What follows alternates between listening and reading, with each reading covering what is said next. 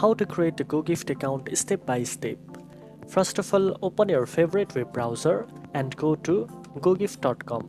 Once the home page loads, click on the business login button at the top right of the page. After clicking it, a pop-up will open. From there, click on I want to create an account. Then enter your business email to start a registration process. Next, click on create a free account. You will see a simple registration form asking for your details like company name, email address, phone number, your name, address, and the password.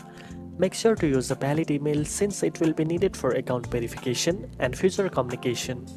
Carefully fill in all the required details. Choose a strong password that combines letters, numbers, and symbols to keep your account secure.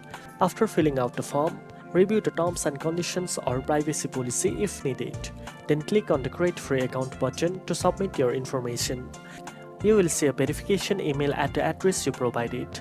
Open your inbox, find the message from GoGift, and click the verification link inside. This step confirms your email and activates your account. You are now ready to explore the platform, buy gift card, and use all the features available. Now you know how to create a GoGift account step by step. If you found this video helpful, don't forget to like, share, and subscribe for more online shopping tips. Thanks for watching, and I'll see you in the next one.